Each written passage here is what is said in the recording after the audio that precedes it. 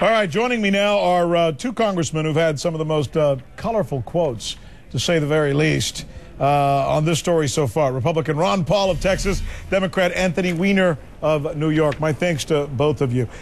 I've been trying to figure out what happened last night in Massachusetts, just like both of you have. And I'm wondering whether this really was a repudiation of Democrats and a embracing of Republicans. Ron Paul, I want to ask you first, Congressman. First of all, do you see yourself as a Republican or more as a libertarian? I've never been able to figure you out. Yes.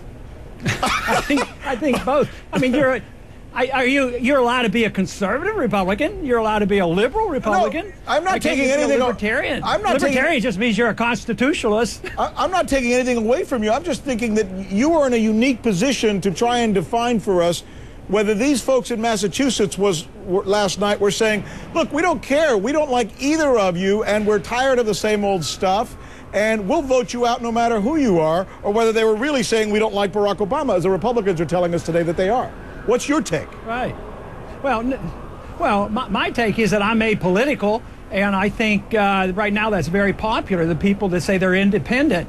I've never thought a whole lot of the political parties. So some of my legislation gets as much support from the Democrats as they do the Republicans. So, no, I think the issue is whether you're right or wrong, and I happen to believe strongly in transparency and privacy, and a lot of liberal Democrats will support me on that, and they will on foreign policy as well. What are Democrats like Anthony Weiner wrong about that cost them Massachusetts last night? What are the Democrats wrong about right now? What's Obama wrong about? Well, I don't know whether I'll use the word wrong, but I think where they're missing it is that what the people are upset about is that the government no longer can function because it fails. They're incapable of doing this. They take on too much. It isn't who's going to manage the right way or the wrong way. It's just that it's unmanageable. It's sort of like directing traffic for every single person in the country. It doesn't work. Markets work better than government. Government bureaucrats and politicians tend to be political, and they tend to mess things up, and prices go up. They become inefficient. So the process is wrong. I happen to believe it in the marketplace that they're more capable. I'd like to see people at least consider delivering medical care like we deliver cell phones. Prices go down and qualities go up, but no, when the government does it, the opposite happens. All right, Anthony Weiner, you heard that. That's an interesting analysis he provided you with, giving you perhaps some information you can use as a Democrat. What's your take? Well, the only problem with that is if you look at the places that government has entered, we've actually done, in many cases, a better job than the private sector. You ask people whether they like Medicare, 96% of people on it say they like it. It has an overhead and an overhead rate of 1% compared to the private sector, which has an overhead of about 30%. And in terms comes to containing costs, actually we've done a better job on Medicare despite the fact they're all senior citizens. Look, the problems that Democrats have had recently, we've kind of gotten away from the things that we know work and that people like.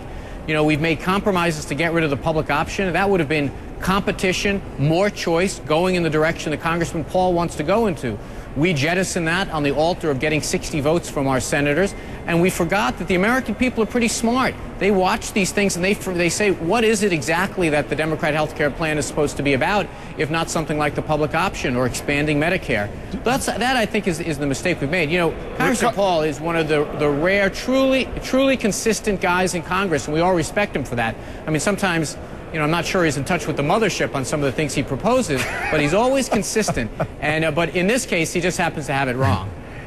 Go ahead, Congressman Paul. Okay, your turn. On the Medicare, yes, some people are satisfied with Medicare, but what he failed to say is it's bankrupt. The end stages are there, and you just can't whack away like they proposed, taking away some of the Medicare benefits. Take the housing. You can say public housing is great. Everybody gets a wonderful house. We make interest rates low. We give them no down payments. Everybody's happy until they lose their house, and we bail out Wall Street. So you don't want government. So it's a failed system. Congressman Paul, you don't want government in anything?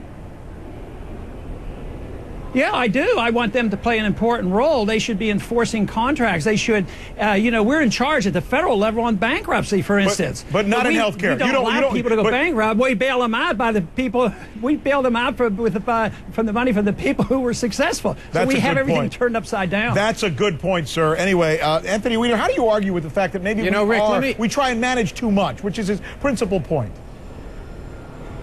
Well, perhaps that's right, but I got to tell you, you know, the schizophrenia of my Republican friends when it comes to Medicare, they believe it's terrible to have government-run health care, except for this health care plan, which covers about 45% of the American population.